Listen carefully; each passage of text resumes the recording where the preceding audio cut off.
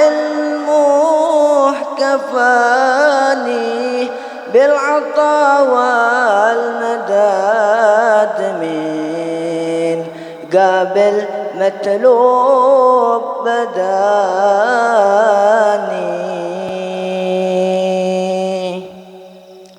ليس لي قصد غير ما معي قصدي ثاني ما معي قصدي ثاني قمت بالباب تحت الباب عاكف وحاني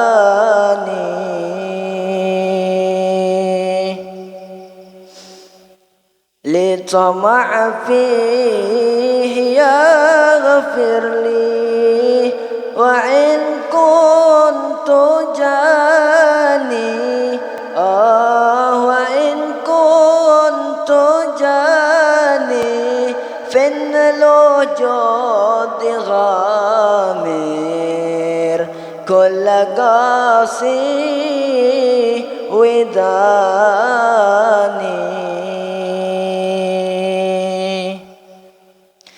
يا جزيل العطايا من بعيني رعاني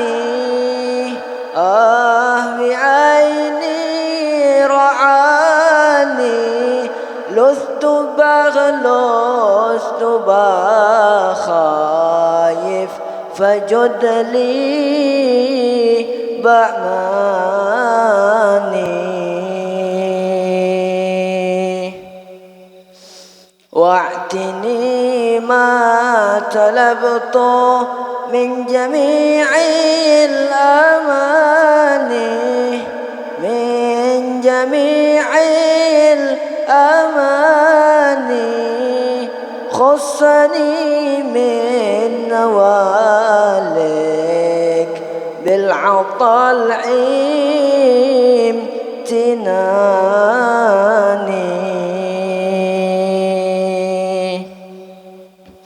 واهدني لي طريق وحي ميت جناني ميت جناني ذا مراد الذي قد عربت بوه لساني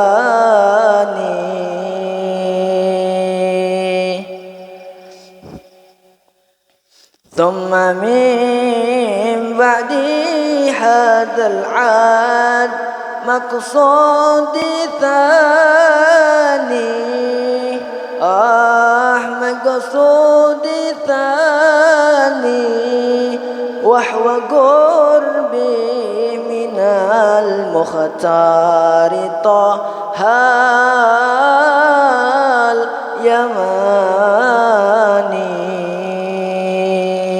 اليماني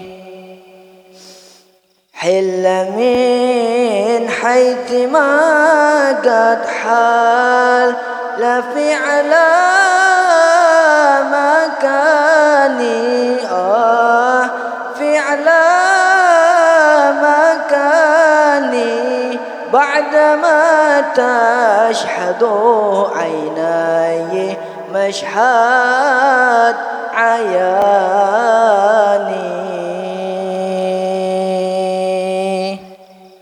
رب صلي عليه النوح مراد وشاني النوح مراد وشاني معتمد في جميع أمري على من براني الحمد لله رب العالمين.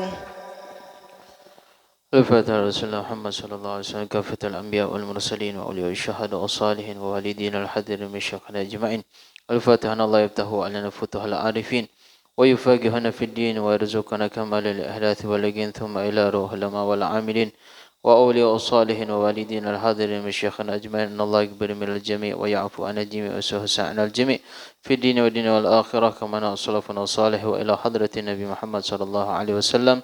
الفاتحة. أعوذ بالله من الشيطان الرجيم. بسم الله الرحمن الرحيم. الحمد لله رب العالمين الرحمن الرحيم مالك يوم الدين إياك نعبد وإياك نستعين اهدنا الصراط المستقيم صراط الذين أنعمت عليهم غير المغضوب عليهم ولا الضالين آمين. بسم الله الرحمن الرحيم. السلام عليكم ورحمة الله وبركاته. الحمد لله الفاتح لما أغلق وخاتما لما سبق ناصر الحق بالحق والهادي إلى صراطك المستقيم وعلى آله وعلى أصحابه وعلى حق قدره ومقداره العظيم. سبحانك لا علم لنا إلا ما علمتنا إنك أنت العليم الحكيم. رب اشرح لي صدري ويسر لي أمري واحلل عقدة من لساني يفقهوا قولي بجاه النبي وآله. أما بعد. Pertama dan paling utama, marilah kita haturkan dasar puja beserta puji syukur kita kepada Allah Subhanahu wa taala, yang mana puja dan puji tersebut tidak bisa kita hitung dengan bilangan maupun hitungan, karena Allah Subhanahu wa taala telah menganugerahkan kepada kita berupa nikmat Islam, iman, ihsan, sehingga pada malam hari yang mulia ini, di tempat yang mulia ini, di majlis yang mulia ini, kita masih diberikan kesempatan oleh Allah Subhanahu wa taala dalam keadaan sehat walafiat, umur yang panjang. Insyaallah mudah-mudahan duduknya kita di majlis yang berkah ini insyaallah akan diturunkan rahmat oleh Allah Subhanahu wa taala, diberikan taufik dan hidayah oleh Allah Subhanahu wa taala, dan diberikan pemahaman agamanya Allah. Amin ya rabbal alamin. Salawat beriring salam tidak henti-hentinya kita sampaikan buat junjungan Nabi Agung kita, basyaran lakal bashar, hakikatnya seperti manusia akan tetapi tidak seperti manusia biasa. Siapa lagi kalau bukan Sayyidina wa Habibina wa Syafi'ina wa Qurrata a'yunina Muhammadin sallallahu alaihi wasallam. Allahumma salli wa sallim ala Sayyidina Muhammadin wa ala alihi wa sahbihi ajma'in.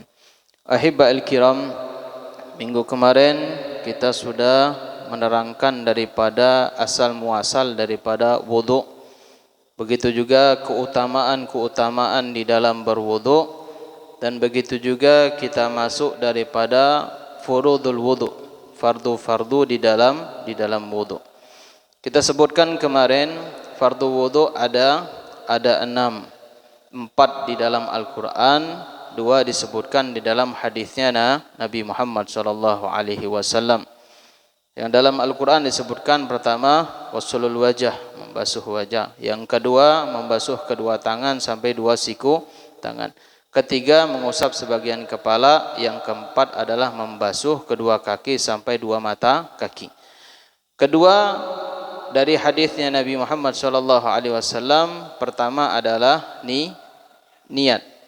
Yang terakhir adalah tertib. Ya, tertib ibda kama bada Allah fi niat innamal a'malu bin niat.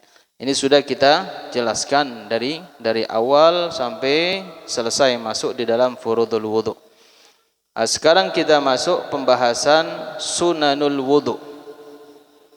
Ini insyaallah nanti langsung praktek dari awal sampai selesai. Adapun sunnah di dalam wudu, wasala ila sab'in.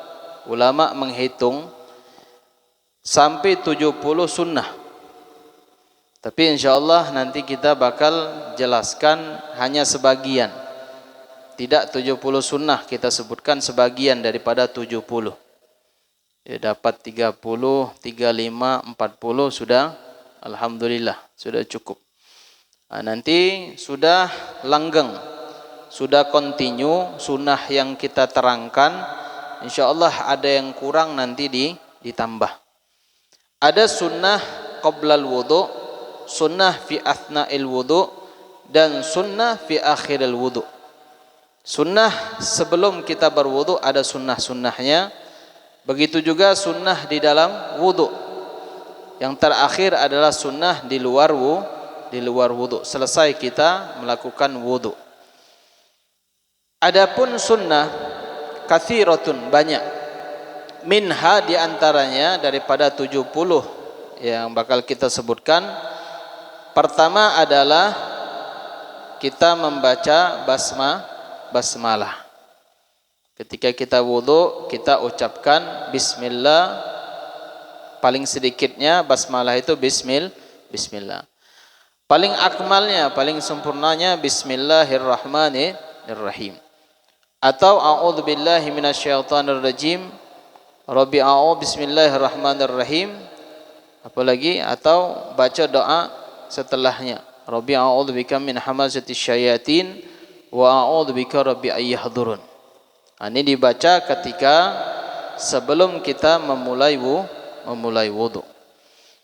Di antaranya setelah kita baca basmalah, baca ta'awud, disunnahkan kita siwak. Ini siwak ini kebanyakan kadang-kadang kita ndak bawa.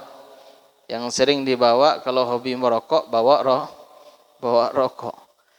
Jadi bagaimana Bib seandainya kalau tidak bawa siwak? Boleh tak kerah baju kita buat siwak? Betul ada kerah baju, siwaknya lupa. Digosok. Cukup. Atau misalnya antum bawa sikat gigi. Digosok giginya.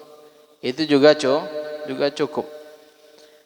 Ketika kita bersiwak, intinya adalah niat sunnah wudu. Biarpun dia bawa siwak, tidak niat sunnah, tidak dapat pahala sunnah. Jadi setiap yang sunnah itu diniatin. Kalau dia tidak diniatin, maka dia tidak dapat pahala. Ini ketika kita niatnya apa? Nawaitu sunanal wudu. Nawaitu sunanal wudu. Sahaja aku niat sunnah wudu. Bib, tidak bisa bahasa Arab, Bib. Bahasa Indonesia cukup, tidak cukup. Sahaja niat sunnah wudu. Sudah, pakai siwaknya. Ketika kita menggunakan siwak, ini lebih afdol kalau dia siwaknya kering, ini dibasahin dulu. Dibasahin. Sudah dibasahin, baru niat nawaitu sunanal wudu. Kok tidak pakai sunnah siwak? Kan kita mau wudu. Sunnah siwak itu pahala sendiri, sunnah wudu itu pahala sendiri pahalanya. Maka diletakkan oleh Allah Subhanahu wa taala pahala khusus bagi kayu. Ini seandainya kalau kita lihat ini kayu tidak ada apa-apanya. Mana mahal kayu kusen, bulian sama kayu ini? Kusen yang mahal. Besi sama ini, mana mahal? Mahal besi. Tapi kenapa orang tidak mau beli ini? Yang repot itu. Ini padahal pahalanya Masya Allah. Keutamaannya sangat agung. Keutamaannya sangat luhur. Ini diantaranya kita bawa, itu Allah redha kepada orang yang membawa siwak. Mencari keridhaan Allah itu sulit. Kita ngandalin ibadah kita, sholat 5 waktu, banyak orang yang sholat. Ngandari sholat sunnah, tahajud, witir, duha, banyak orang yang sholat witir, duha. Tapi ini Allah Subhanahu wa taala redha kepada orang yang membawa siwak. Jadi setiap perjalanan kita, setiap hidup kita, biarpun di dalam rumah, di kamar kita taruh ini, Allah Subhanahu wa taala redha. Maka Nabi kita Muhammad sallallahu alaihi wasallam, beliau setiap sholat pasti membawa siwak. Siwak ini ada 2 macam. Kalau yang kita pegang ini yang dijual di pasar, itu biasanya dari akar. Jadi dari akar. Kalau yang dari akar, ada yang mengatakan ada akar ini yang jenisnya jantan, ada yang betina. Jadi dari mana bedanya? Bedanya kalau dia yang jantan, itu kalau digosok di bibir, kalau dia baru, masih basah, itu biasa. Kalau yang betina itu pedas dia. Tapi kalau yang sudah kemasan rasanya agak masam kayaknya. Karena dia sudah lama pakai pengawet mungkin. Pakai pengawet. Jadi kalau di Hadramut keluar hari Jumat, tapi kami hari Jumat itu bebas, bisa keluar Jumatan. Tapi bukan bebas ngeraya, bukan. Ya, bebasnya cuman keluar untuk sholat. Setelah sholat boleh belanja-belanja sedikit, sudah itu baru masuk. Di antaranya yang kami cari keluar itu ini siwak. Beli siwak dipotong sekilan lah, segini. Potong. Baru digigit. Itu keutamaannya, faedahnya di antaranya ketika orang ngisap, ya, disunnahkan diisap rasa siwak itu. Di antaranya adalah keutamaan faedahnya awet muda. Ya, ngapola ada dari dulu ngisap siwak. Ya, taunya lah tua. Lah sudah tua baru tahu siwak. Cuman alhamdulillah. Ya, cuman sudah alhamdulillah kita tahu siwak. Nah, belum terlambat. Masih umurnya masih ada, masih ketemu siwak. Di antaranya keutamaan daripada siwak ini, barang siapa yang melakukan sholat sunnah 2 rakaat, ya, bisiwak, dengan siwak, maka pahalanya seperti orang sholat 70 rakaat tanpa siwak. Pahalanya 70 rakaat, cuman siwakan 2 rakaat. Pahalanya 70 kali rakaat. Itu pahala sholat sunnah. Bayangkan kalau ente sholat duha cuman 2 rakaat, sohibnya ente itu sholatnya 8 rakaat setiap hari. Itu pahalanya kalah sama yang tanpa siwak, biarpun dia 8 rakaat. Sholat tahajudnya 1000 rakaat, ente cuma sholat tahajud 1-2 rakaat, pakai siwak, itu pahalanya lebih besar. Nah, jadi keutamaan siwak ini sangat besar. Ini dianjurkan oleh Nabi kita Muhammad sallallahu alaihi wasallam, laula an asyqa ala ummati la amartuhum inda kulli shalah bisiwak. Seandainya kalau tidak membebani bagi umatku, kata Nabi sallallahu alaihi wasallam, maka aku akan memerintahkan kepada mereka untuk melakukan siwak setiap salat. Ini perintah yang diperintahkan oleh Nabi. Tapi perintahnya adalah mustahab, sunnah, bukan perintah wajib. Jadi ada yang bilang, Beb, tak harus pakai siwak lah, Beb, katanya. Yang penting sholat 5 waktu kan wajib. Betul. Tapi poin pahalanya itu yang kita cari. Kalau yang wajib, ya kewajiban. Kalau yang sunnah, ya sunnahnya Nabi, dapat double pahala. Karena pahala sunnah itu menutup daripada pahala wajib yang renggang-renggang, yang bolong-bolong. Ada yang bilang, berarti kami sholat sunnah be. Kalau sholat wajib yang sudah tinggal enggak. Sholat wajib tetap ditutup, diqadha. Dan nanti kalau ada sholat yang kita wallahu a'lam wudu'nya sah atau tidak, sholatnya kita khusyuk atau tidak, sah diterima atau tidak sholatnya, maka yang mengungguli nanti di hari kiamat adalah sholat sunnah yang kita lakukan. Ini sunnah ini yang akan membantu kita nanti di hari kiamat. Dekengannya siapa? Rasulullah sallallahu alaihi wasallam. Sama kayak di dunia. Kalau ente misalnya mau jadi pejabat, harus ada dekengan enggak? Harus ada dukungan kan?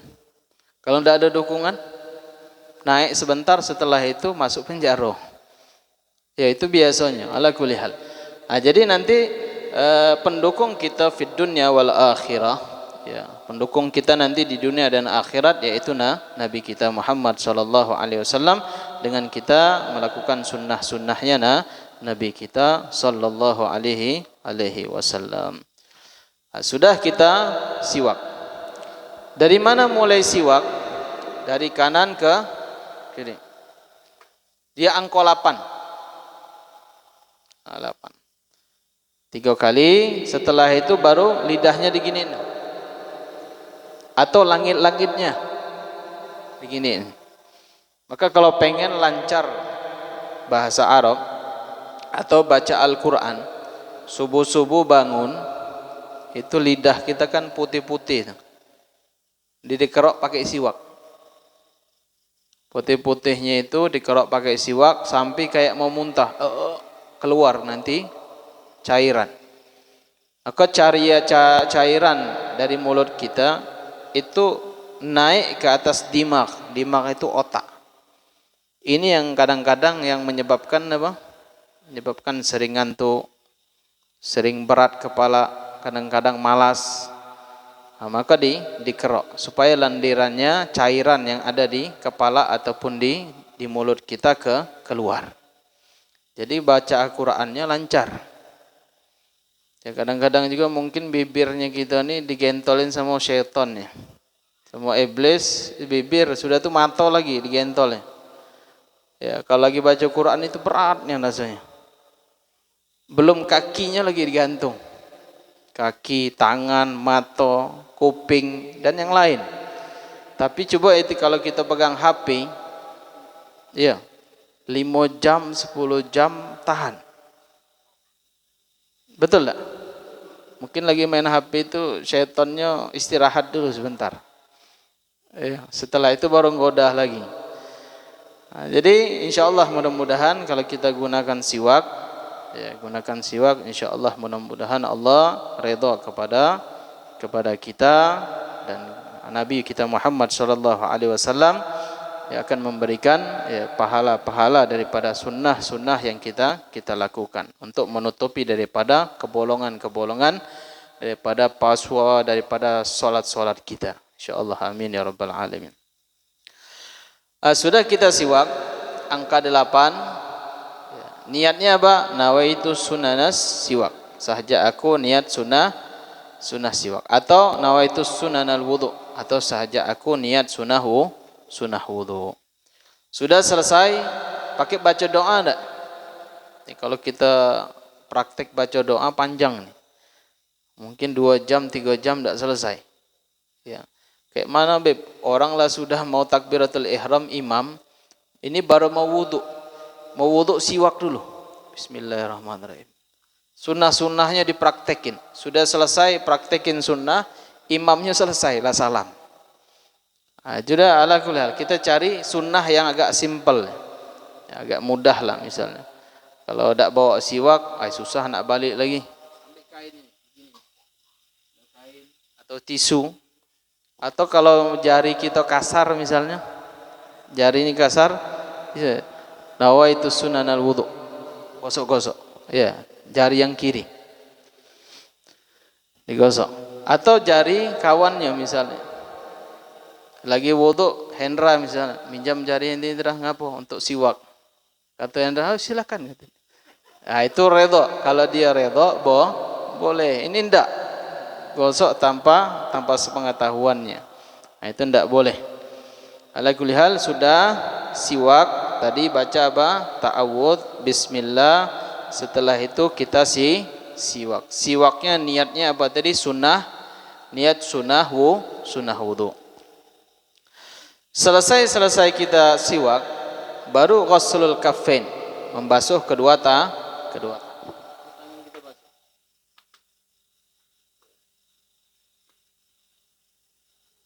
Dibasuh. Kenapa kok tangan dibasuh? Kenapa tangan dibasuh? Karena tangan ini di dalam hadis Nabi SAW, ketika seseorang tidur, ena batat yadahu, dia tidak tahu tangannya di mana. Berada tangannya itu ketika tidur, ada yang tahu tak? Akhirnya ada yang bilang, beb, ana tidur malam, tangan ana lurus, pas bangun lurus, kata dia.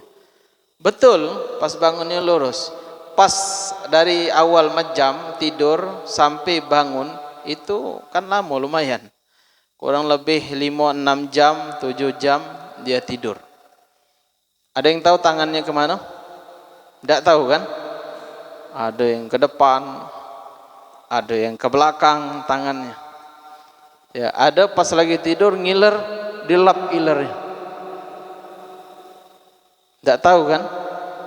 Sudah. Maka disunnahkan oleh Nabi kita Muhammad sallallahu alaihi wasallam untuk membasuh kedua tangan ketika sebelum berwudu. Ada yang menjamin tangan kita mantap ketika tidur? Enggak kan? Ada yang tidur ngigau. Ada yang ngigau Allah, Allah, Allah. Ada yang ngigau ngomong-ngomong. Ada yang ngigau jalan. Sudah jalan, tengok, nah di mana ini? Nah, cuma alhamdulillah lah, orang ngigau udah ada yang belum terjun dari lantai 10. Belum ada. Alhamdulillah. Jadi ini karena kenapa? Karena kesehariannya. Ada mungkin karena banyak pikiran atau mungkin karena pekerjaan dan yang lainnya. Nah, itu menyebabkan orang ya tanpa dia sadari ya dia seperti itu. Al-ghuslul kaffain, maka membasuh kedua kaf ya, dua telapak tangannya. Berapa kali? 3 kali dibasuh. Ini sunnahnya Nabi Muhammad. Kalau bisa digosok ini sampai bersih. Sudah selesai ghuslul kaffain ila ku'ain, sampai pergelangan tangan. Bagaimana Bib seandainya kalau anak basuh semua tangan? Ya tidak masalah. Nah, tapi perintah di sini adalah sampai pergelangan tangan. Sudah selesai baca ta'awudz, bismillah, siwak, niat sunnah, wudu, basuh kedua tangan, lalu disunnahkan madmadah, memasukkan air ke dalam kumur-kumur. Nah, ini kumur-kumur ada beberapa macam kaifiyah cara. Caranya disebutkan banyak. Nah, tapi kita cari cara yang paling simpel, yang paling enak, tidak merepotkan. Boleh kita ngambil air seperti ini. Air kita ambil. Kumur-kumur, ini habisnya air. Buang. Ambil satu lagi, dimasukkan ke hidung. Gunakan tangan kanan atau kiri? Tangan kanan atau kiri? Tangan kanan. Kumur-kumur. Buang. Betul? Masuk, buanginnya pakai tangan kiri. Tapi kalau di mulut dah usah pakai ini lagi, telapak tangan usah. Ya kalau kumur-kumur buangnya langsung disemprot be. Jangan nanti atau masukkan hidung, buang gitu enggak. Nah, boleh satu cedokan untuk mulut, satu cedokan untuk apa? Untuk masukkan air ke dalam hidung. Jadi di sunnah Nabi SAW ini, ketika kita kumur-kumur untuk membersihkan di sela-sela gusi dan mulut kita. Karena kenapa? Karena ketika kita sholat, yang kita baca, ya, yang kita lantunkan adalah Al-Quran dan zikir kepada Allah Subhanahu Wa Taala. Cuma alhamdulillah, cuman sholat yang dianjurkan untuk kumur-kumur dan masukkan air ke dalam hidung. Kalau ketemu pejabat disuruh kumur-kumur, pernah enggak? Enggak pernah kan? Pernah ketemu pejabat, oh ini harus kumur-kumur nih, masukkan air dalam hidung. Tidak. Alhamdulillah. Cuman yang ketemu pejabat itu cuman cuci tangan. Apalagi di zaman COVID kemarin. Zaman COVID kemarin kita diperintah untuk basuh tangan. Jangankan ente perintah, kami basuh tangan itu 5 waktu, 5 kali setiap harinya. Itu bagaimana bersihnya? Ini yang diajarkan oleh Nabi kita Muhammad sallallahu alaihi wasallam. Datang musim Covid, musim Corona, kita dibahlulin. Sama media, sama pejabat dan yang lainnya, sama orang-orang notabene orang-orang kafir. Ala kulli hal. Jadi sekarang sudah sadar kan? Sudah sadar bahwasanya Covid itu tidak ada. Yang mati itu memang sudah ajalnya. Jadi di Covidin. Na'udzubillah min dzalik. Jadi ala kulli hal, sudah kita kumur-kumur, satu untuk apa? Mulut, satu untuk hidung. Boleh satu-satu. Satu mulut, sudah itu ambil air lagi, satu hidung. Jadi berapa? Hitungannya 6. 3 untuk mulut, 3 untuk hidung. Boleh juga satu cedokan, hitungannya cuma 3. Diambil air agak penuh dikit untuk mulut, buang. Ini sisanya separuh, masukkan hidung, ditarik. Ini kadang kalau ditarik itu kayaknya kayak kalau orang berenang masuk air ke dalam pedih. Itu masuk air ke dalam pedih. Utamanya untuk apa? Untuk gurah, istilah kotoran yang ada di hidung. Ini barang siapa yang melakukan sunnah masukkan air ke dalam hidung ini, maka insya Allah kesehariannya tidak bakal terkena penyakit flu. Dia tidak bakalan pilek, kena hujan, kena badai, apapun insya Allah dia tidak bakalan pilek. Beda dengan orang yang jarang memasukkan air ke dalam hidungnya, itu biasanya kalau kena hujan dikit bengek dia. Tahu bengek? Keluar ingusnya, dingin, ngigil, sampai pakai apa? Vicks Healer itu, sedotnya. Tidak tahu yang disedotnya itu untuk obat atau penyakit yang disedotnya itu, wallahu a'lam.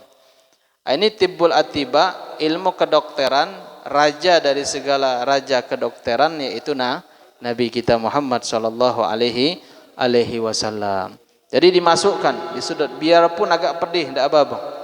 Ditarik, buangkan lagi sampai tiga kali. Sama kayak kumur-kumur. Kalau kumur-kumur jangan sekedar buang gitu. Dia garah kalau bisa, sampai buang. Kalau seandainya cuman sekedar itu sudah dapat sunnahnya. Kalau ghargharah lebih lagi dapat sunnahnya Nabi Muhammad sallallahu alaihi wasallam. Wabil khusus ketika dia diberi cobaan oleh Allah, seperti apa? Dia gusi giginya ini berdarah terus. Kan kalau gusi kita gigi berdarah terus, otomatis darah itu kan ngalir ke tenggorokan. Jadi hukum ghargharah melebihkan daripada kumur-kumur itu hukumnya wajib. Bukan sunnah lagi, wajib. Kita tahu nih gigi kita berdarah, tapi rasanya kayaknya agak asin-asin. Masuk ke tenggorokan, tapi tidak ketelan.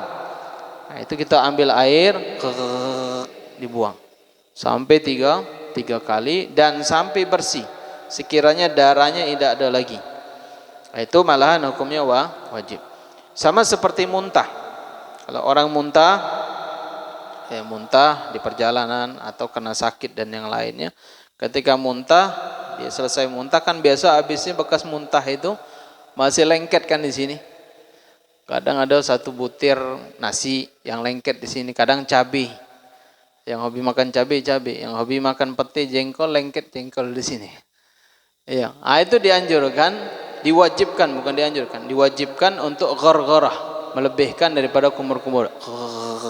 Keluar jengkolnya. Ya, keluar petinya. Itu dikeluarin supaya sekiranya tenggorokan ini bebas daripada hal-hal yang najis, maka hukumnya menjadi wajib. Yang pertama boleh satu cedokan ini untuk mulut sama hidung. Berapa kali? 3. Atau satu-satu khusus untuk mulut. 2 kali, 3 kali. Ambil untuk hidung, buang. Tuh. Tarik, buang lagi sampai 3 kali. 6 kali. Ini boleh ikutin 3 ataupun 6. Kalau ngelihat imam sudah takbir, sudahlah, ringkas belah, yang penting dapat sunnah. Sudah dijadikan satu cukup. Untuk mulut sama hidung sudah langsung wudu. Madmadah, memasukkan air ke dalam mulut kumur-kumur. Wal istinsyak, memasukkan air ke dalam hidung. Itu apa namanya? Kumur-kumur hidung, bukan? Kalau bahasa kita apa? masukkan air dalam hidung kan? Iya.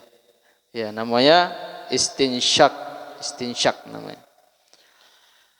Al-jam'u bainahuma wa tathlith, dan menggabungkan antara kumur-kumur dan memasukkan air ke dalam hidung.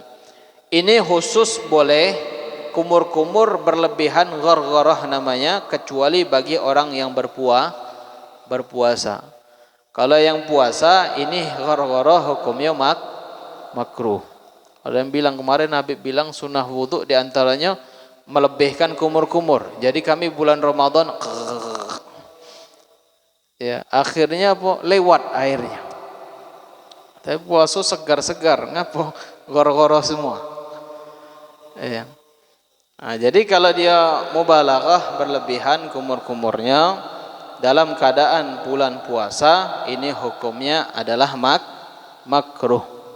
Batalin puasa? Tidak membatalin puasa. Karena inti gor-goro kan tidak sengaja inti minum air kan. Yang batal itu ketika disengajakan minum air. Kalau inti gor-goro sunnah makruh, tapi lewat airnya, batal atau tidak? Batal. Karena dia makruh. Kecuali kalau dia sunnah. Kalau sunnah itu cuma sekedar malam, sunnah itu jangan kita membuang athar bekas daripada puasa. Kan puasa itu kalau atharnya luhufu famus shaim atyabu min rihil misik. Bau mulut orang yang berpuasa itu lebih wangi daripada misik. Sayang dibuang. Nah, jadi kalau puasa tidak usah kumur-kumur. Ya, jangan masukkan air ke dalam mulut, jangan masukkan air ke dalam hidung. Sudah biasa ambil yang wajibnya. Ambil yang wajib itu sudah cukup. Setelah itu disunnahkan juga at-tathlith. Nah, sunnahnya adalah 3. Basuhannya 3 kali. Kalau kurang misalnya seandainya ini kurang nih basuhannya nih. Kurang pas lah kayak basuhannya. Sudah tambah lagi. Nah, tapi afdalnya 3 kali. Karena kenapa basuhan yang wajib yang pertama. Basuhan yang kedua, ketiga itu basuhan sunnah. Jadi kalau basuhan sunnah itu airnya boleh ditampung. Kita wudhu pertama nih sudah niat. Nawaitul wudhu li raf'il hadatsil asghar fardhan lillahi ta'ala. Ini air yang pertama yang lewat dari wajahnya kita ini itu basuhan yang wajib. Air yang netes itu musta'mal. Basuhan yang kedua ditampung. Basuhan yang ketiga ditampung. Boleh untuk wudhu lagi? Boleh. Karena dia basuhan sunnah. At-tathlis. Setelah itu ketika kita membasuh wajah berbarengan dengan perbuatan. Kemarin kan ada pertanyaan, kayak mana seandainya air keran itu ngalir, wajahnya kita diginiin misalnya. Airnya disetopin dulu atau berbarengan dengan niat? Enggak. Airnya ngalir enggak masalah. Iya, airnya sudah kita siram misalnya pakai canting, kita siram sudah ngalir, pertengahan itu kita niat wudhu sah. Ya cukup. Atau berbarengan juga boleh. Nah, yang penting intinya airnya ngalir. Baru kita niat. Nah, ketika niat tadi, ya, nawaitul wudu'a li raf'il hadatsil asghar fardhan lillahi ta'ala. Ketika kita ngangkat gini, ngambil air nih. Nawaitul wudu'a li raf'il hadatsil asghar fardhan lillahi ta'ala. Sudah ngalir airnya. Jangan kita wudhu, nawaitul wudhu ali rafil hadatsil asghar fardhan lillahi ta'ala, baru disiram. Tidak sah wudhunya. Ya, dia harus berbarengan dengan perbuatan. Harus berbarengan dengan fi'il, perbuatan, niat tadi. Nah, itu baru dikatakan niat. Kemarin sudah kita jelaskan pembahasan tentang niat. Apa pembahasan niat? Qasdu syai' muqtarinan bi fi'li. Bertujuan sesuatu berbarengan dengan perbuatan, itu baru dikatakan niat. Ketika kita membasuh wajah, sunnahnya yang mana dulu? Sunnahnya kanan atau yang kiri dulu? Atas atau bawah? Ada yang bilang, Beb, sunnah Nabi itu kanan, Beb, kata dia. Jadi kami kalau wudhu itu sebelah kanan dulu. Sudah itu baru kiri. Setelah itu baru, betul tidak? Ya, sunnahnya dari atas. Dari atas kita ratain air, wudhunya seperti biasa. Airnya ngalir, sudah basuhan pertama. Ini dibasuh juga sekalian sama telinga. Kemarin kan ada pendapat mengatakan telinga ini termasuk daripada wajah. Ya, telinga ini termasuk daripada wajah. Maka dibasuh berbarengan dengan basuh wajah. Ini basuh wajah sudah selesai, baru diginiin. Berapa kali? Tiga kali. Nah, jadi intinya ketika kita basuh wajah itu dimulai dari atas biar airnya ngalir ke bawah. Ada yang bilang, Beb, ana pengen basuh wajah ini dari bawah ke atas. Kalau bisa silakan, tidak masalah. Dari bawah ke atas gimana? Ngalir dah airnya. Kalau banyak insya Allah ngalir dia. Tapi kalau sedikit cuma batas ini sudah turun airnya. Maka disunnahkan dari atas ke bawah. Tidak dimulai dari kanan, setelah itu kiri, baru atas tengah, hendak. Dia wajah ini syai'un wahid. Satu anggota dia. Tidak ada kanan, tidak ada kiri. Beda kalau tangan sama kaki. Kalau tangan sama kaki ada tangan kanan, ada tangan kiri, kaki kanan, kaki kiri. Nah, ini sunnah, ya, disunnahkan oleh Nabi kita Muhammad sallallahu alaihi wasallam. Dan begitu juga ketika kita basuh wajah, ini disunnahkan untuk digosok. Digosok-gosok wajahnya. Sama seperti kemarin, kalau dia punya jambang, punya jenggot, punya kumis misalnya. Nah, itu kalau dia misalnya kathib, tebal, itu cukup zahirnya saja. Apa bedanya tebal sama tipis? Kemarin sudah dijelaskan. Kalau dia tebal 1,5 meter itu yura fil majlisi takhattub. Ketika dalam keadaan duduk santai nampak, oh ini jenggotnya tebal, oh ini jenggotnya tipis. Kalau dia 1,5 meter duduk, nampak kulitnya, ini namanya tipis. Kalau 1,5 meter duduk, kulitnya tidak nampak, saking tebal jenggotnya, atau jambangnya saking tebalnya. Nah, ini dikatakan kathib. Kathib itu tebal, wajib yang dibasuh hanya zahirnya saja. Batinnya tidak wajib, akan tetapi disunnahkan untuk di sela-sela. Nah, ketika wudhu misalnya taruhlah, ini kebetulan yang prakteknya jenggotnya udah ada ya, dikit. Ya ala kulli hal. Nah, ini kita praktekkan jenggot yang tipis, yang tidak tebal. Nah, ketika wudhu basuh wajah beginiin, ditekannya sampai kira-kira masuk di sela-sela jenggot. Itu kalau dia kalau tipis. Ya, jambangnya tipis, cukup di luarnya be. Nah, kalau jenggotnya tebal, itu dia hanya dohir. Jadi kita jalanin air be, dari wajah sudah tuh ke jenggot kayak gini, sudah cukup. Tidak harus di sela-sela enggak. Itu kalau dia yang tebal. Kalau yang tipis dia wajib harus dohir sama batin. Luar sama dalamnya harus masuk air. Kalau airnya tidak masuk, maka wuduknya tidak sah. Coba jenggot yang tebal, Abi Bakar masih nampak masih. Ada dia yang tebalnya. Itu tidak bisa lagi. Kalau air masuk ke jenggotnya mantol air. Nah, itu sunnah Nabi Sallallahu Alaihi Wasallam. Atau alisnya tipis. Nah, ini harus digosok juga supaya airnya masuk. Kumisnya tipis, digosok juga sambil digosok. Tapi kalau yang tebal digosok-gosok, di sela-sela, ini hukumnya hanya sunnah. Dia wajibnya cuma dohirnya saja. Nah, itu kalau jenggot jambangnya tebal ataupun tipis. Kalau perempuan bagaimana? Seandainya perempuan jenggotan, wajib tak dia basuh? Nah, tetap wajib.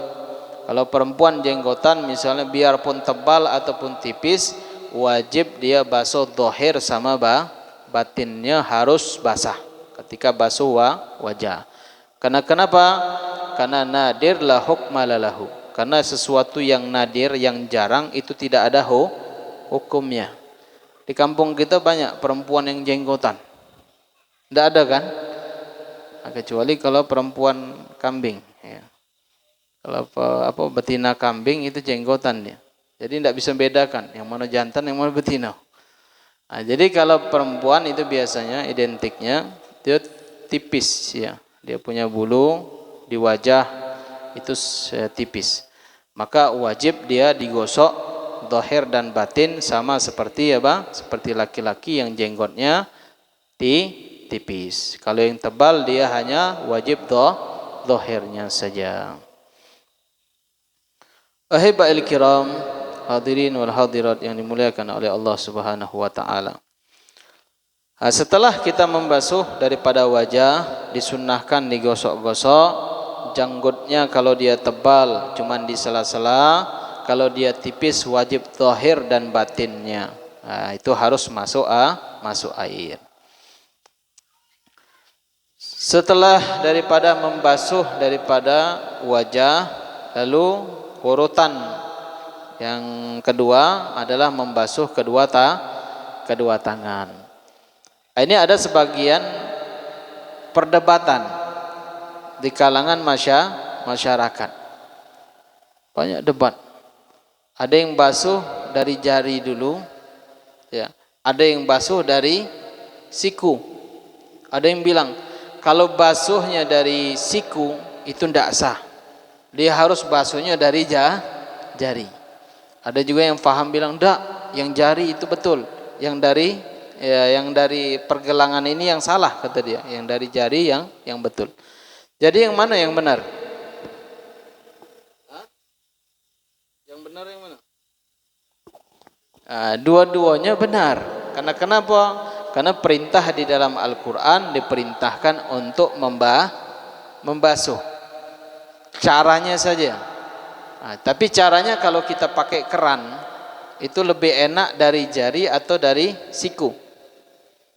Yang enak dari siku, karena dia keran yang langsung siku kita dorong gini, ngalir dia ke bawah.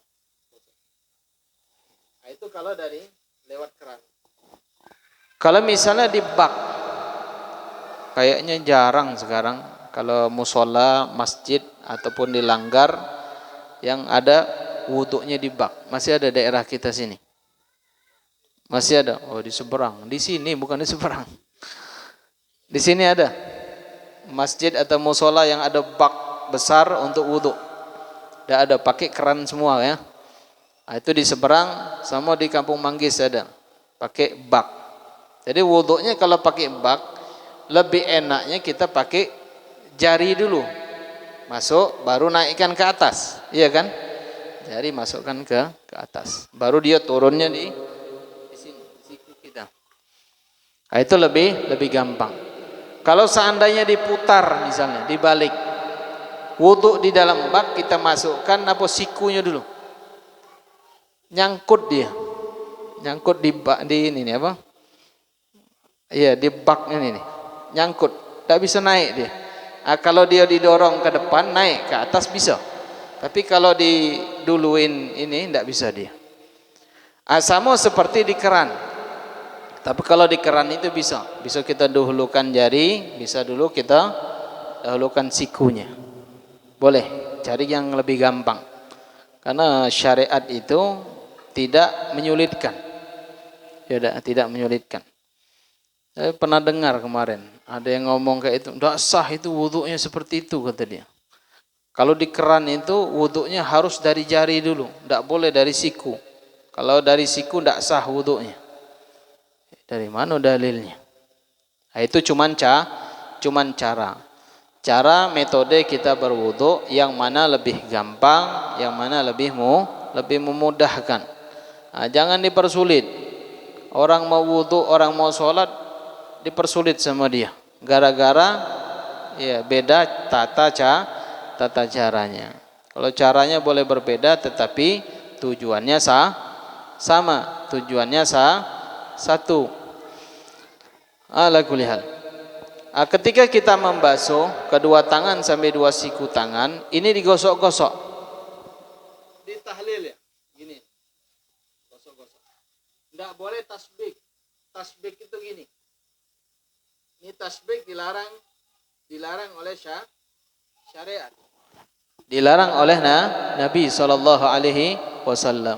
Di mana ketika berwudu, ketika hadir di majelis ta'lim, ketika duduk di masjid, kadang-kadang kita santai tangan kita ke ini.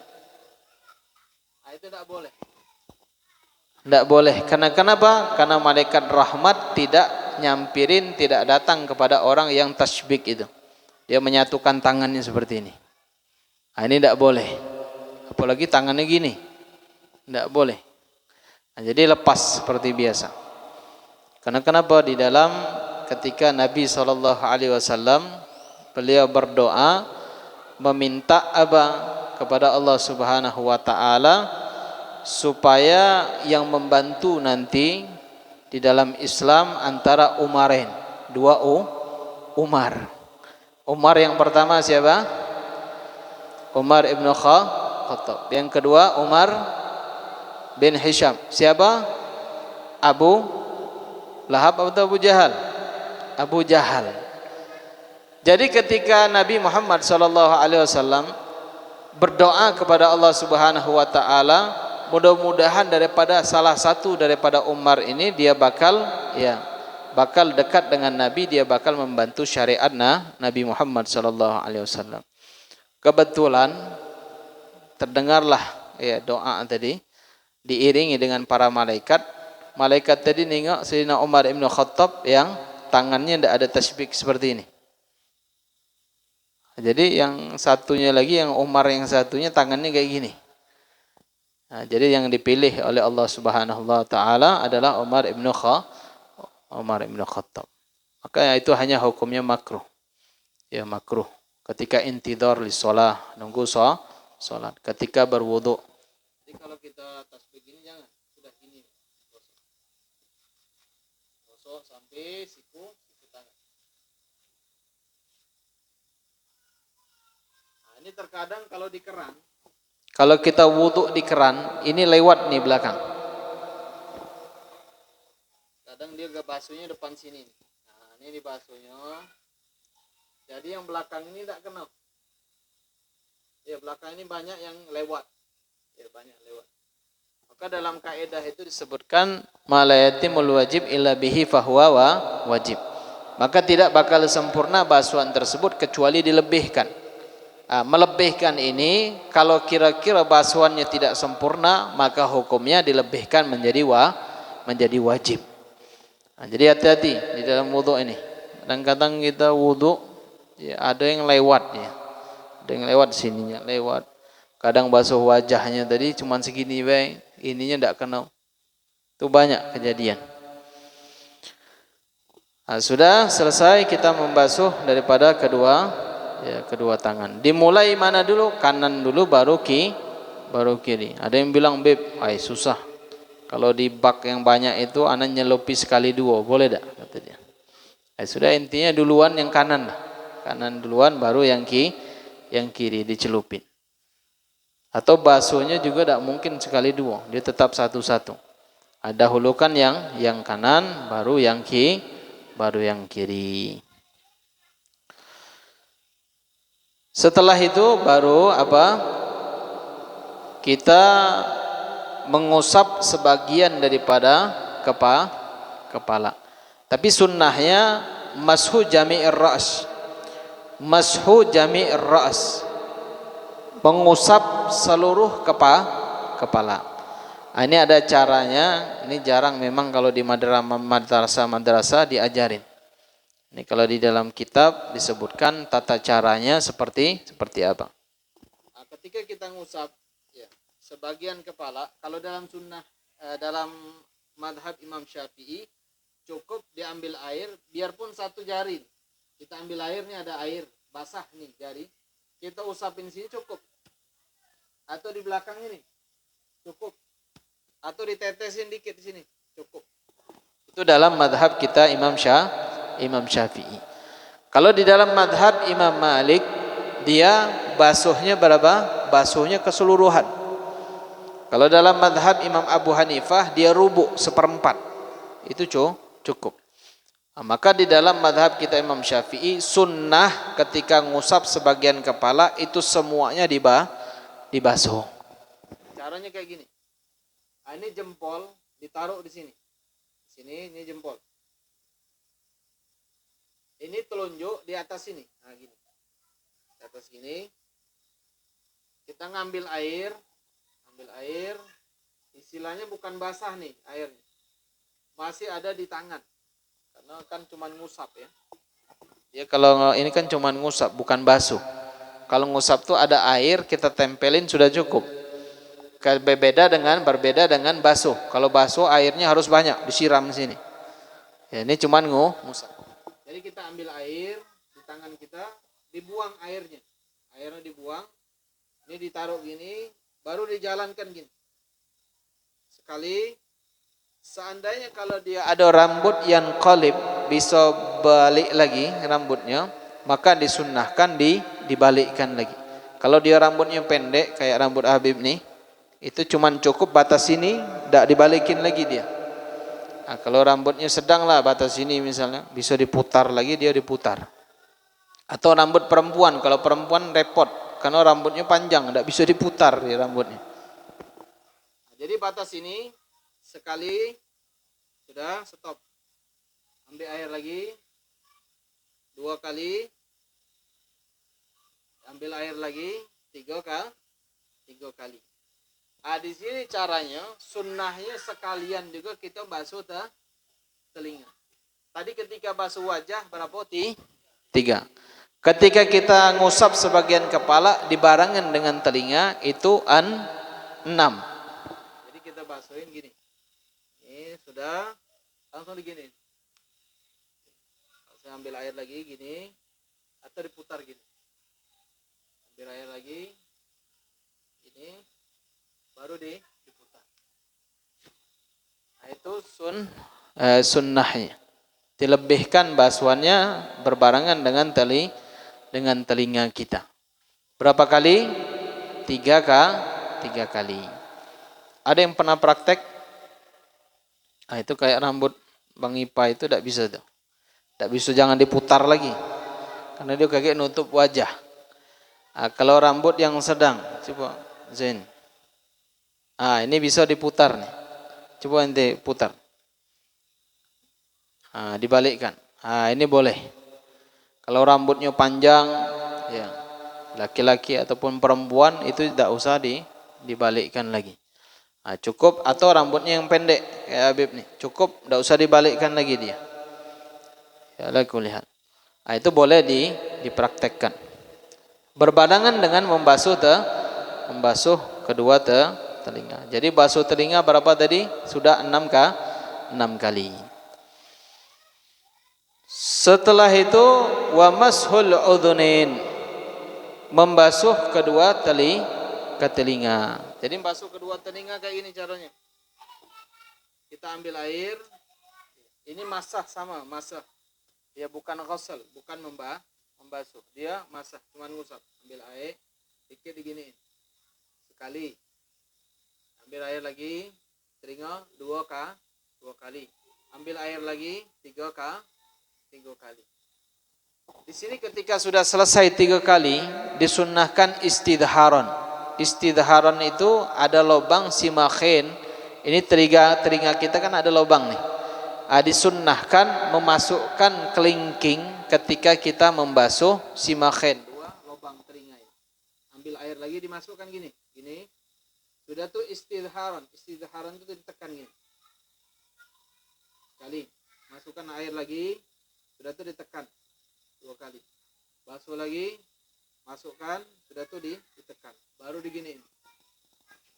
Nah, itu sunnahnya. Jadi berapa kali basuh telinga? 9. Sudah tuh sama istidharan tadi 12. 12 kali. Kok malahan lebih basuhan telinga? Kan sunnah, Habib. Ngapa kok banyak nian? Basuh wajah dia ikut, ngusap kepala dia ngikut, basuh telinga khusus dia dapat juga. Malahan lebih daripada basuhannya. Karena kenapa? Karena telinga ini diantaranya adalah pusat dari segala-galanya. Karena urat-uratnya ini semuanya ada di telinga. Ya. Pendengaran masuknya lewat mana? Lewat telinga. Sandai kalau telinga kita ditutup, bisa dengar tak kita? Atau tuli, bisa dengar? Ndak dengar. Karena dia akibatnya masuk dari telinga, setelah itu larinya ke hati, baru ke lisan. Terus sandai kalau orang tadi tuli, dia ndak tahu ndak punya dosa dia. Karena kenapa orang ghibah dia senyum-senyum beh? Ya. Paling kan khair gitu dia. Nah, itu yang diucapkannya. Kalau kenapa? Karena tidak masuk sesuatu yang kotor. Tapi diperintahkan Nabi untuk membasuhnya, tapi hanya hukumnya sunnah, bukan wajib. Karena kenapa? Karena ada penelitian di luar negeri. Ini penelitian di luar negeri mengatakan bahwasanya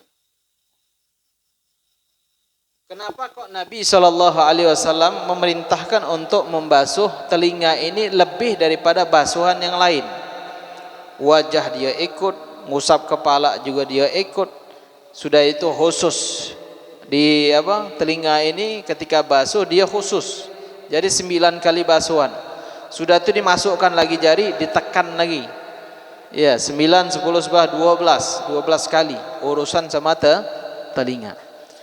Maka ditelitilah sama profesor ini, dia kebetulan punya perusahaan. Perusahaan ini besar. Dia punya pegawainya ini dibagi 2 sama dia. Satunya wudhu ngambil yang wajib, sunnah basuh telinga ndak usah. Yang satunya harus basuh telinga, ikutin sunnah.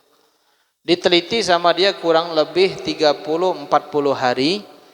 Dia lihat orang yang membasuh telinga, pegawainya tadi, itu lebih nasyat, lebih rajin, lebih semangat kerjanya daripada yang tidak. Ini kadang kalau kita kan jarang menyentuh ini kadang.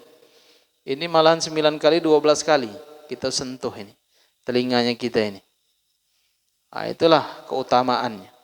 Jadi supaya semangat, nasyat, ya, rajin, itu telinganya sering dibasuh ketika berwudu. Malahan sampai 12 kali, sampai 9 kali. Ini sunnahnya yang disunnahkan oleh Nabi kita Muhammad SAW. Jadi kalau timbul malas, misal malas kerja, malas misalnya keluar, malaslah dalam segala hal, misalnya inti picit pe kuping inti lama-lama. Ya, picit lama-lama, insyaallah semangat. Nah, begitu juga ketika dalam keadaan berwudu. Insyaallah mudah-mudahan ya semangat di dalam segala hal, terutama ketika ibadah kepada Allah Subhanahu wa taala. Setelah membasuh kedua telinga, kemana lagi? Membasuh kedua kaki sampai dua mata kaki. Wa takhlilul asabi'ul yadin wa rijlin. Ya, menyela-nyela disunnahkan di sela-sela tangan, begitu juga menyela-nyela kaki. Ah, ini jari kaki misalnya di sela-sela.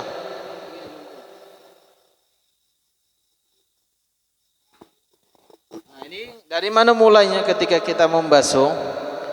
Tapi basuhnya pakai tangan kanan. Tangan kanan apa kiri? Kiri, bukan kanan. Tangan kiri. Dari mana? Dari atas atau dari bawah? Nah, kalau kakinya kaki kanan, itu nyela-nyelanya dari bawah. Karena kita ngangkat ini kan lebih mudah gosoknya. Kalau gini repot, apalagi perutnya besar. Ya susah. Nah, jadi sini sunnahnya dari jari ke kaki. Ini dari kelingking. Nah, mulai gini di sela-sela gini. Baru digosok. Sampai ke betis ataupun sampai ke paha.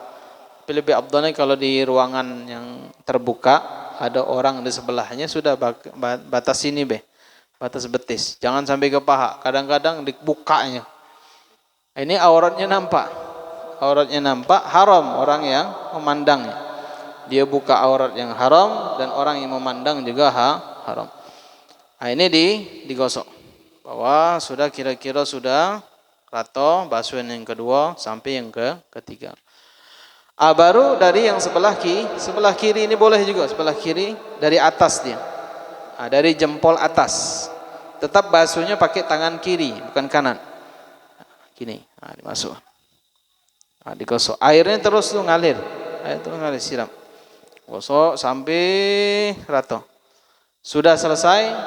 Nah, ini sudah selesai.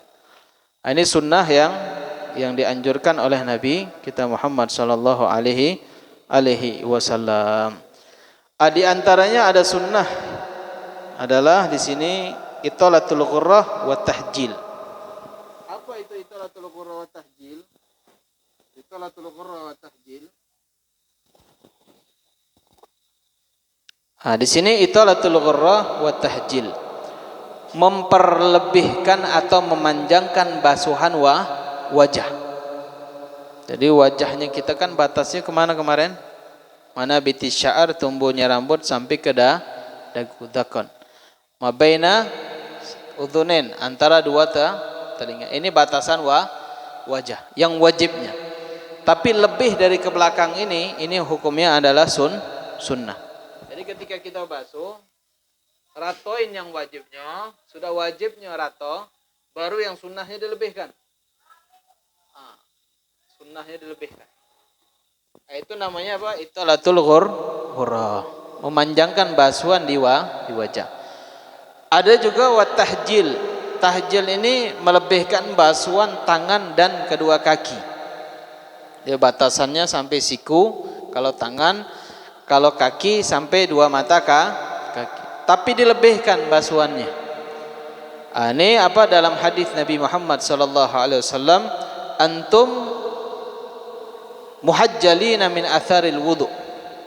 Kalian nanti kata Nabi sallallahu alaihi wasallam ketika membasuh wajah, basuh tangan dan kaki, dilebihkan basuhannya. Nanti di hari kiamat kata Nabi sallallahu alaihi wasallam, basuhan yang lebih itu nanti dia akan memancarkan cahaya. Nanti di hari kiamat. Kalau tidak percaya, buktikan. Ya, agak di hari kiamat terpancar cahayanya dari basuhan yang lebih. Maka yang lebih itu sunnah. Poin sunnah itu masya Allah keutamaan dan fadilahnya yang disebutkan oleh Nabi kita Muhammad sallallahu alaihi wasallam.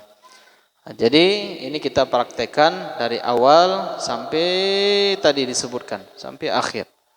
Nanti ada juga yang di luar, di antaranya di luar daripada wudu, duduk ketika dalam keadaan berwudu.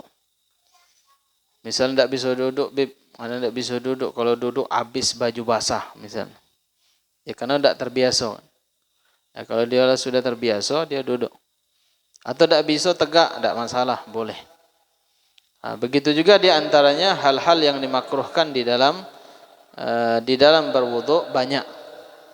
Tarkul madmadah, meninggalkan kumur-kumur, ini makruh.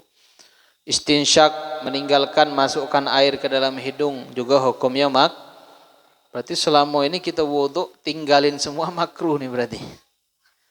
Iya, makruh hukumnya. Begitu juga tarkut tayamun, meninggalkan kanan daripada yang kiri. Dia basuh kiri dulu baru kanan.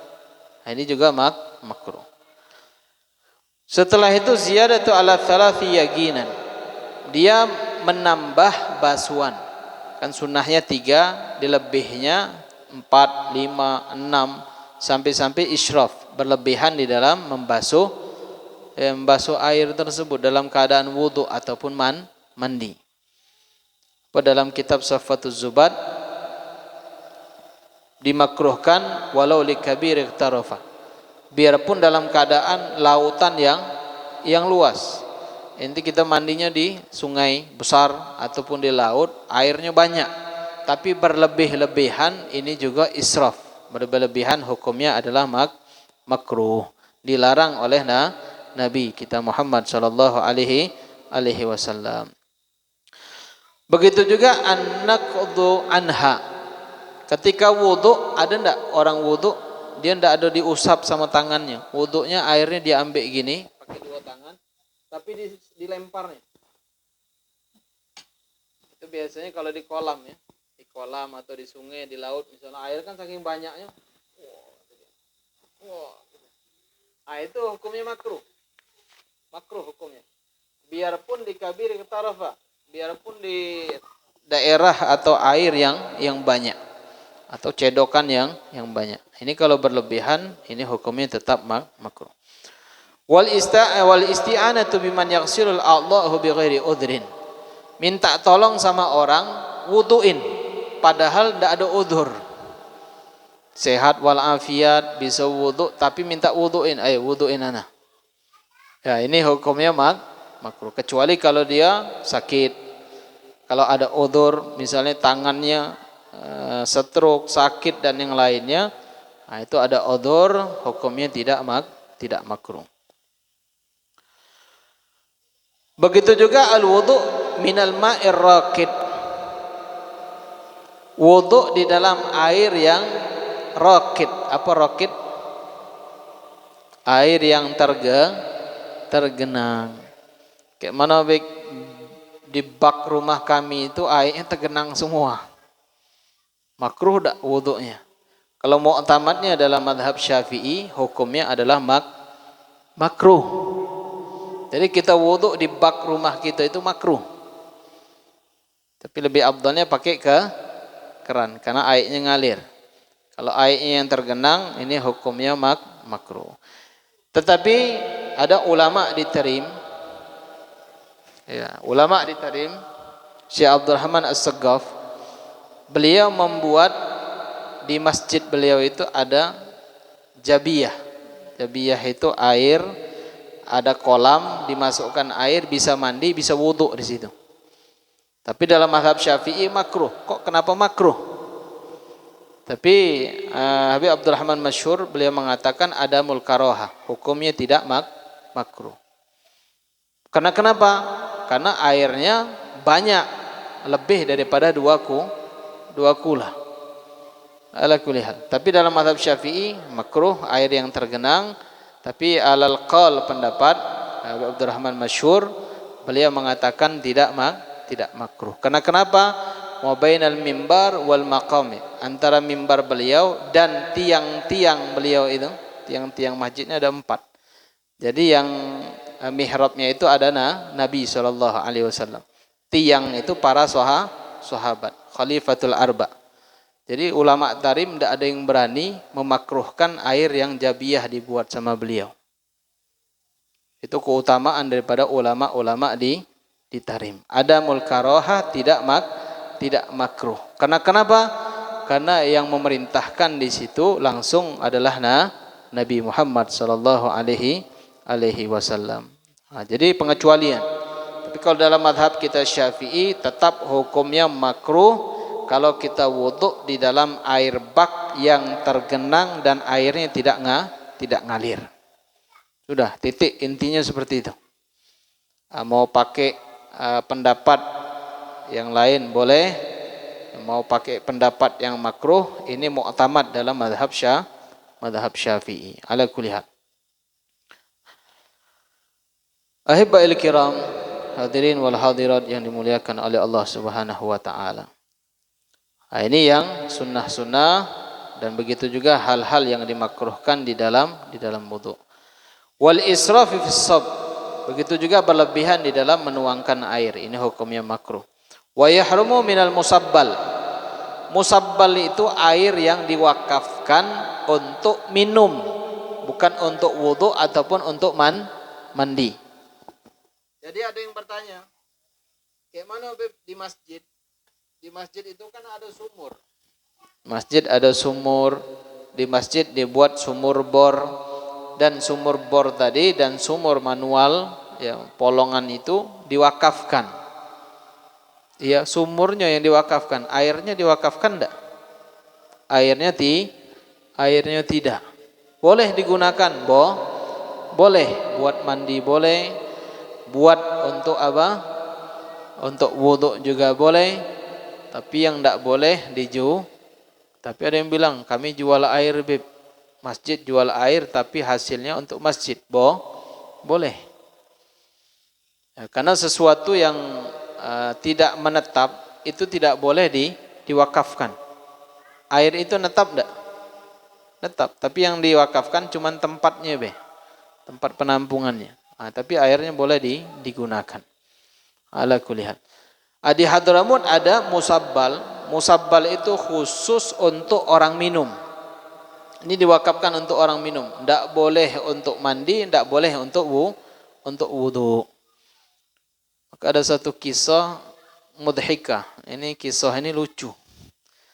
Ada satu orang ke Hadramut, ke Yaman. Jadi ketika dia ke Yaman sampai di San'a, kebetulan beliau ini kiai, tapi belum pernah keluar negeri. Sampailah dia dapat rezeki sampai ke Hadramut. Ketika sampai di San'a, jalan nih ini mobil, dia ngelihat ada kayak kubah kecil, dikira dia makam wali. Dia kira makam wali. Stop kata dia. Kita rotib Fatihah dulu katanya. Rotib Fatihah. Sudah rotib Fatihah, Al-Fatihah, baca doa, selesai jalan lagi. Berapa meter setelah itu, 1 kilo tidak sampai. Ada lagi. Wah, Masya Allah, walinya banyak nih di kota Yaman ini. Stop, rotib Fatihah. Sampailah ketemu berapa tempat tersebut yang ada kubahnya itu. Akhirnya santrinya ini, ada satu santri dari Indonesia, stop, aus dia.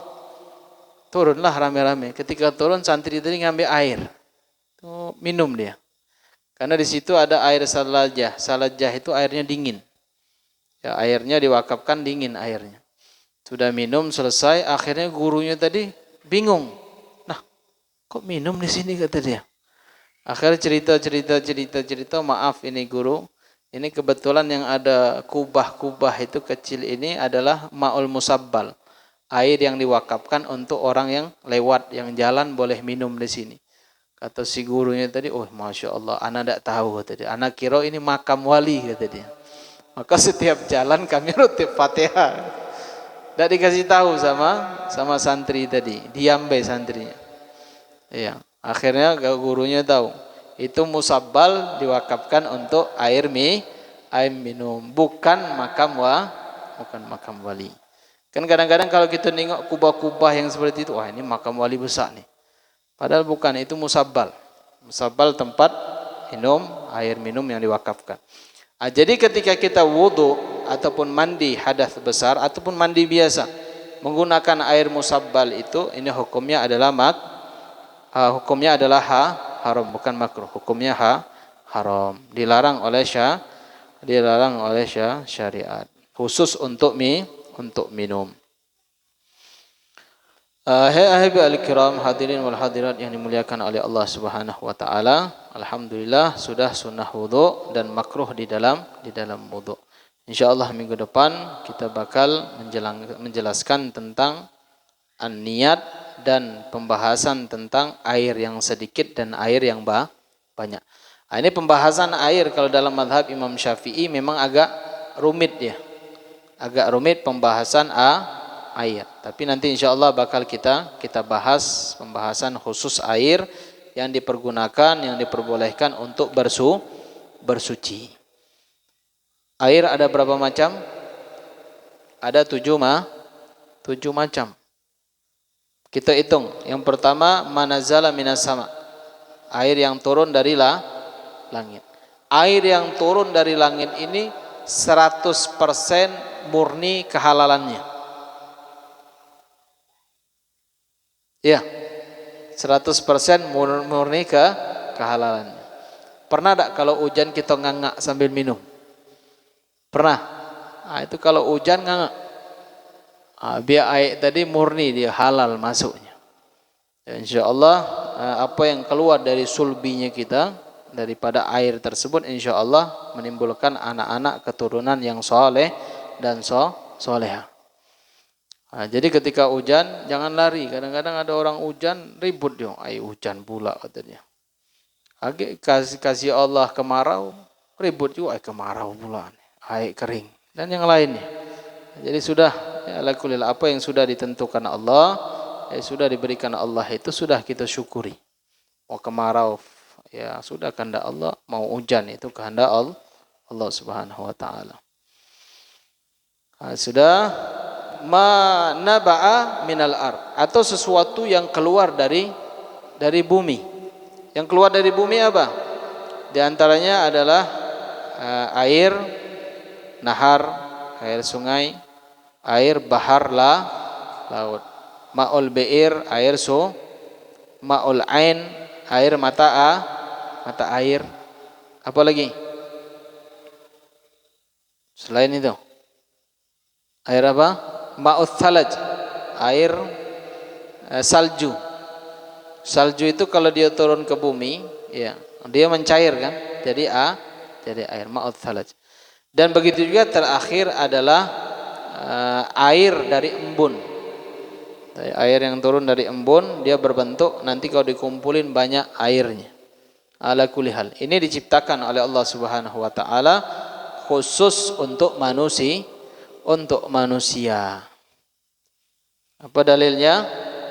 Allah menciptakan, Allah menjadikan air untuk kehidupan. Ada orang yang tidak butuh air? Ada?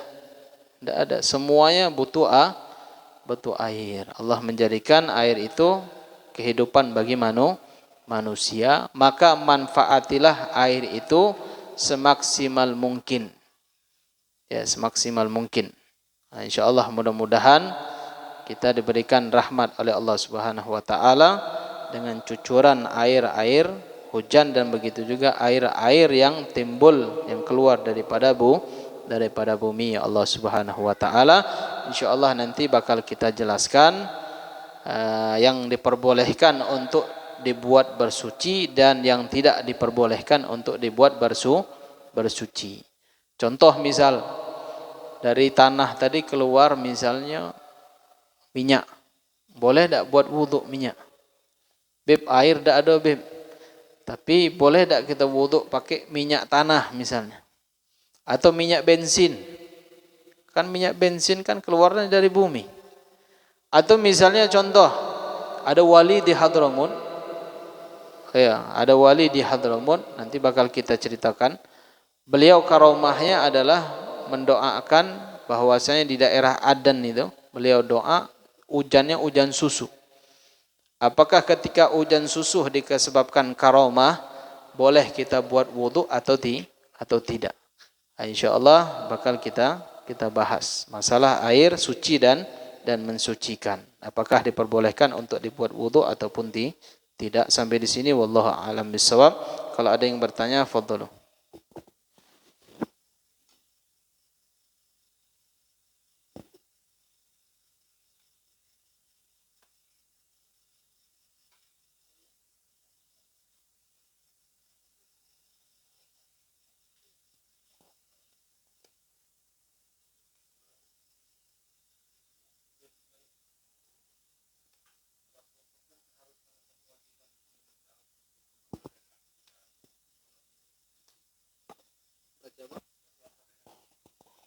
Dari segi apanya? Oh, nanti ada bab khususnya. Ada 14 atau 17. Ya, di dalam bacaan Al-Fatihah yang harus kita baca. Dan begitu juga ada syarat-syaratnya, nanti ada 20 syarat. Insyaallah bakal kita jelaskan. Sampai di sini ada yang ditanyakan khusus bab wudu. Bahasan tentang wudu. Ada yang masih ragu yang dijelaskan tadi? Sudah pas, kelas sudah paham?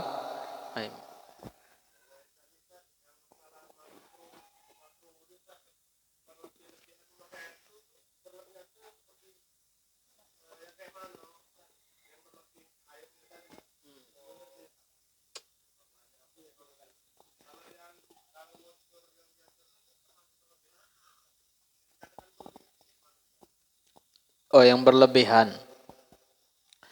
Apakah dihukumkan secara uruf kebiasaan atau tidak? Ada kebiasaan biasanya kalau misalnya orang buka keran, ada yang kencang, ada yang pelan.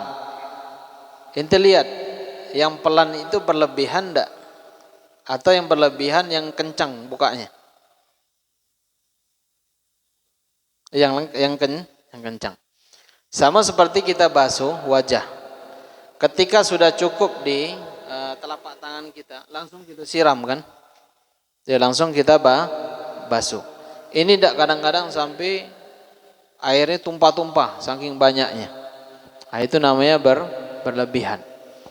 Jadi ala kulli hal, dikatakan berlebihan itu israf, dia berlebihan di dalam adah kebiasaan yang kita sering lakukan. Dan ingat kalau orang basuh, ini airnya kerannya dikecilin. Supaya kenapa? Supaya menghemat air. Itu namanya tidak israf, tidak berlebihan. Kalau dikencangin keluar airnya. Nah, itu namanya berlebihan di dalam basuhan ataupun di dalam mengalirkan air. Nah, jadi lebih afdal kita menghemat ya. Nah, itu adah kebiasaan lah. Cuma ada yang bilang tidak bisa beb, ana harus kencang. Kalau tidak kencang ana tidak puas kata dia. Ada juga seperti itu. Ya ada seperti itu. Nah, jadi adahnya nahkum bidhaya yang biasa. Kita hukumin hal-hal adah yang biasa. Nah, sedang bukanya, jangan terlalu kencang nih. Sedang, kira-kira kita nampung, langsung kita siram. Ya. Ada yang ditanyakan lagi?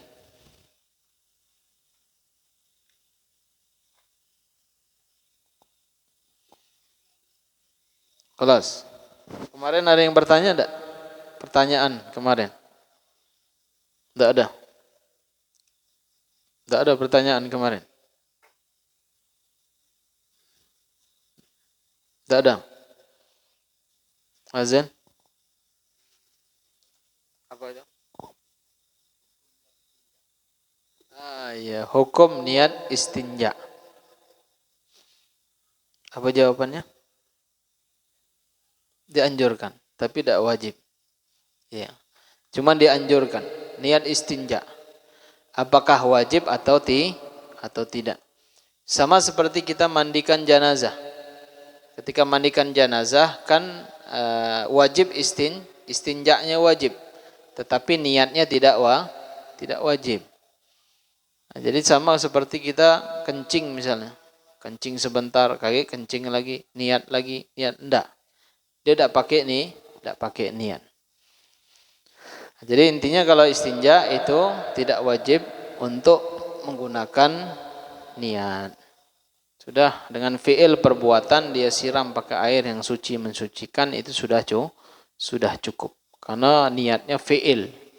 Ya, fi'il perbuatannya itu sudah niat. Nah, sudah insyaallah mudah-mudahan bakal kita jelaskan pembahasan tentang air. Insyaallah mudah-mudahan diberikan keberkahan oleh Allah Subhanahu wa taala dan diberikan kemudahan dan diberikan pemahaman agamanya Allah. Amin ya rabbal alamin. Al-Fatihah binatul qubul wal iqbal wa salahi kulli hal an Allah fi dzunub wa yusrihul qulub wa yasturul uyub wa yubarik lana wa lakum fi kulli halin fil ahl wal mal wal iyal wa yaghfir li walidina wa walidikum wa jami'il muslimin wal muslimat wal mu'minin wal mu'minat an Allah yatawallana bi wilayatihi wa ayahfadana min syarri bariyatihi ويحفظنا بتكسيرنا في حقه وفي حق نبي حق أزواجنا حقوق الوالدين وفي الحقوق الجميع المسلمين أن الله يبارك لنا في أوقاتنا أن الله يبارك لنا في أوقاتنا أن الله يبارك لنا في أوقاتنا وساعاتنا وإن كنا وإياكم من ذي معصية إلا إذ طاعها من حديد قسان الجميع على كل حد دنيا كل حد مرضية ويشفي أمراضنا ولا حد نية كنت صالحة وإلى حضرة النبي محمد صلى الله عليه وسلم الفاتحة. أعوذ بالله من الشيطان.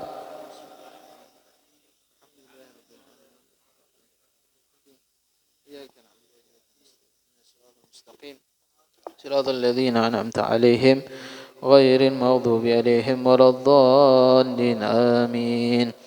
يا ربنا اعترفنا بأننا قد عرفنا وأننا أشرافنا ألا لظى أشرافنا فتب علينا توبا تغسل كل حوبا واستر لنا الأورات وآمن الروعات واغفر لوالدنا ربي ومولودنا والأهل والإخوان وسائر الخلان وكل ذي محبة أو جيرة أو صحبة والمسلمين أجمع آمين ربي أسمع فضلا وجودا منا لا باكتساب منا بالمصطفى رسول نهضى بكل سول صلى وسلم ربي عليه عند الحب وآله وصحبه إدادة السحب والحمد لله في البدء والتناهي والحمد لله رب العالمين والعفو منكم والسلام عليكم ورحمة الله وبركاته.